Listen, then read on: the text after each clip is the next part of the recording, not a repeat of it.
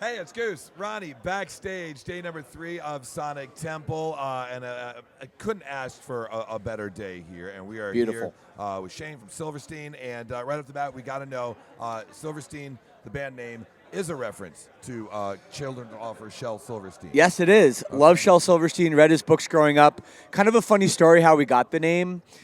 Originally, we would practice in Josh's basement, and he had kind of his like childhood stuff. There was actually even some of his like kindergarten artwork still up on the wall, even though we were like 19. The pasta picture. It was still still there, and didn't have any lyrics, for the first practice or two, and would kind of just pull from books on the shelf, and pulled out a couple Shel Silverstein books. One was Where the Sidewalk Ends, as I recall, yes. Classic, and then a few months later, we had our first show.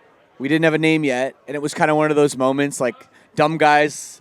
What are we going to call our band? Like, you're looking around the room like, what should we call it? Sonic Temple? And we were like, I think I was like, Silverstein? And someone's like, how about the Silverstein theory and words of Silverstein? And we were like, what about just Silverstein? Right, yeah. And that was our name. And here we are 25 years later. I mean, Where the Sidewalk Ends, of course, the best of the books. And one of. The best poem of them all, of course, the day off of school. Wait, what is that? What is that you say? It's Saturday? Okay, I'm going out to play. Yeah. I mean, yes. That's by far the best one. Just saying. Yeah. But, he actually had passed away. Once we kind of like thought of the name, we looked it up. He'd passed away a few months before. So it was a little bit of a tribute to him as well. Okay. And, it's definitely I read those books. The one that always resonated with me was The Giving Tree. Yes. That's a book like and I read it every 10 years or something, like kind of comes across my desk. People give me copies of it sometimes. Okay, yeah. And every time I read it, you do pick up something new from it, when you're at a different stage in your life. I could totally It's really it's a special book. Yeah. You guys have been around, like you said, 25 years. What do you think it is about Silverstein that kind of keeps you guys plugging and staying right on top of the game? And you're heavy and melodic and harmonies and everything. How do you keep that fresh? And how do you stay? Like, how do you do that? We never had a hit. Oh. So, it's we had to work hard for it, and it's true though, and I say that like quite honestly, because like I've had lots of friends that have had that big song, like, got that song on the radio, and congrats to them, and that's great. But sometimes like that opens different doors, and a lot of people find out about your band, and they love that one song, and they maybe don't care about all of your music. They just want to hear that one hit. And so for us, we've always worked on full albums, perfecting our live set, and really just being a band that our fans can get really into and love every facet of what we do, and just kind of completely, immerse themselves in our music and what we stand for. You have a very, very loyal fan base, though. Oh, yeah. I mean, that is the coolest thing to see at a show. To see you play and see your live set and watch that crowd. They will follow you to the ends of the earth, and they love you. And the best part about that is that you know your fan base so well. You know them. And I think I'm curious, do you write for them, or do you write your experiences because they relate to you so much? Does that make sense? It's a great question. What's really interesting is very early on, like I'm talking like first album, a lot of those songs that I wrote in my bedroom when I was like a teenager, like with a broken heart, and I just wrote what I felt, and I didn't know anyone was going to hear them. I just wrote it because I felt it. And then all of that stuff that I wrote was so relatable because we're all people. We all go through the same things. Yeah. It's timeless. And then once people started, telling me this, I was like, I have to be very careful that I just write from my heart, write what I'm feeling, because I'm not the only one that feels this way. Yeah. And I'm a huge fan of music, and I'm a huge fan of my own band. So I think I know what the fans want because I think it's what I want. Yeah. So it's a great thing where a lot of times you have these bands and they write albums that are very alienating to their fan base, and it seems like selfish. But for us, I don't know. I've always felt kind of like if I was a fan, I would like my band, so I know what to write, if that makes any sense. You also be Total authentic. 100%. Have that authenticity. Exactly. And another thing to add, too, it's like our band does so many things. Like we do really soft songs, really, really, really heavy songs, everything in between. So we kind of never get bored. Like, I understand if, like, you've been playing metal for 30 years and you're like, man, I just love to play something, like, soft for a change, or vice versa. Yeah. But because we do it all, I think it's great for us because we can kind of, like, we're angry, write an angry song, you know? Yeah. We want something a little more fun, we can do that too. My question for you, and then with your writing, you said you started writing that stuff when you were young with a heartbreak. Were you writing poetry, or did you know at that time you were actually writing songs? Oh no, I've always been writing songs. Okay. Yeah. All I did was cry. Since I picked up a guitar when I was 11 or 12, I learned all the Metallica riffs, and then I tried to learn the solos, and they were too hard. So I said, maybe I can write some songs, and that's what I've been doing pretty much for the last however old I am, 30 years, I guess, and just writing songs. And it's funny because my parents moved recently and found a bunch of, like, old papers and books that I thought were gone, and I found all this stuff that I wrote when I was a little kid, including this one book that had, my dad always said, every time you write a song, write it in this book, like, be it like your master thing. I was like, yeah, whatever, Dad. Smart. But he was right, because it's all together. Yeah. And I found it. And it's funny because not only did I remember the songs pretty clearly with a few reminders, but, like, some of them, not bad. Okay. Yeah. I'm like, okay, I wrote this when I was 13. Like, this is actually pretty good. Maybe I'll even use this in the future. Who I knows? was going to say, you know? so is half of the next album already taken care of? Like, you got the lyrics taken set care to of go? by Yeah. preteen Shane. Yeah. Right. No, I don't know about that, but we have 2 albums coming out this year. Lots of material, lots of singles, and everything coming out. So it's an exciting time for our band. But yeah, we're always looking ahead. I mean, we've put out a lot of music. Yeah. And Well, and we love it. Speaking of that, so the origins of the band begin to our neighbors up north, being from Canada and all. And we can be a little egotistical here in this country, and we think that this is the home, this is where you make it, right? It kind of is, though. So, okay, fair enough. So do you remember, what was that first phone call that first show here? When you got the call? It's a great across the question. border? And the truth is that the U.S. it's 10 times bigger than Canada.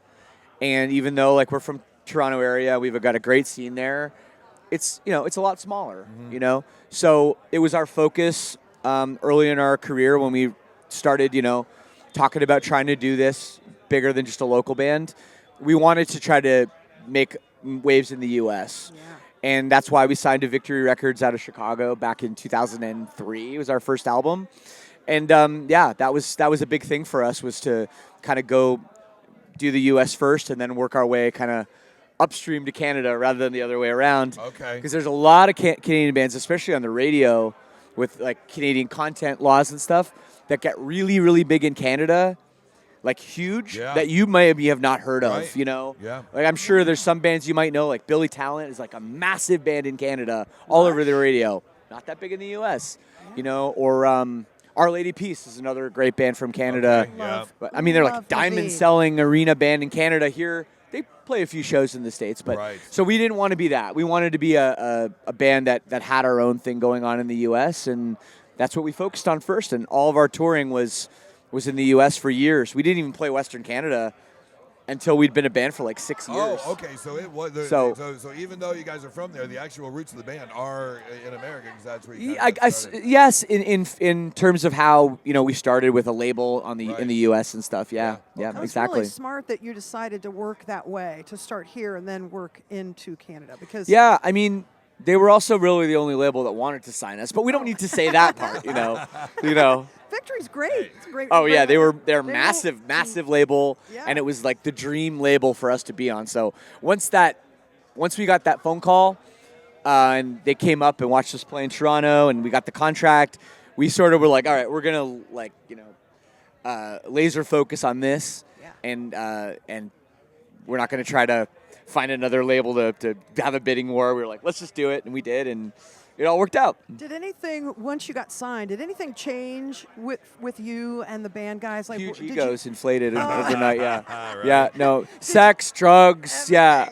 But I mean, with you guys, did it make you think differently about your writing, or did you just keep doing the same? That's a really great question. It kind of leads right back to that other question you asked me about, if we write for our fans or for ourselves. Yeah. And I think after, that first album, and how well those songs resonated, I learned right away to never censor myself, right from the heart, and that's what we've done, you know, and we have a great fan base, you know, seeing like my lyrics tattooed on people and everything. Like I remember when that started happening, that was a trip, you know, still is, and so it's been a really great ride with everything. Here's the fun layup softball question. You get you write your lyrics ever since you've been a young teenager, and you've been playing music, and you teach yourself guitar, and then you get the record contract. What was that first decent sized big purchase with the check?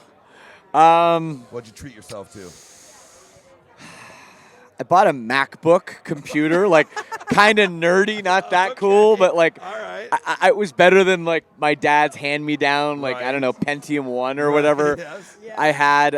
So I remember that was like a big purchase, and one of those iPods, like the original like black and white screen with the like click wheel. Yeah, the circle. Yeah, I had a 40 gig, and like those things were like $800, Right, you know. yeah. So that was like a big purchase at the time. But no, I wish it was like I had a story where I went out and I bought a Porsche and crashed bought the it, sports you know. car, yeah, that was I should just make up a story like that. But no, we never had that kind of royalty check in those days. But when it was like, oh cool, I can buy a iPod, sweet. Right.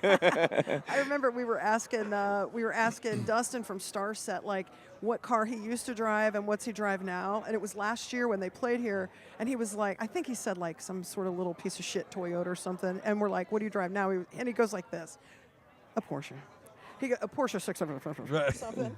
And I thought that was so funny because, you know, he earned it. He used to sleep. Right. He used to sleep in his old car, you know. Yeah. And now he's worked hard and he deserved it. So it's you got to buy those I things for yourself. have a Tesla, but I bought it before Elon went crazy, so don't judge me, please.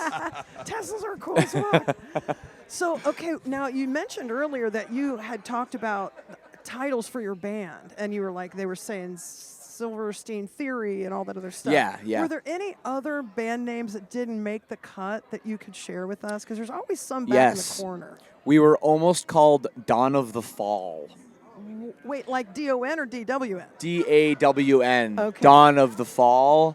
And I actually sort of preferred that name at the time. I'm saying it's not a terrible name. It's No, a little, not at all. maybe a little cliche now looking back. Okay, yeah. But we ended up having a song. We used that for a song, a very old unreleased song called Dawn of the Fall. It was a little EP we did last day of the summer. Dawn of the Fall was a 2-song release we did when we were a local band. But we were almost called Dawn of the Fall. A lot of people don't know that. Record Store Day. There's your offering right there. There we are. You should do it.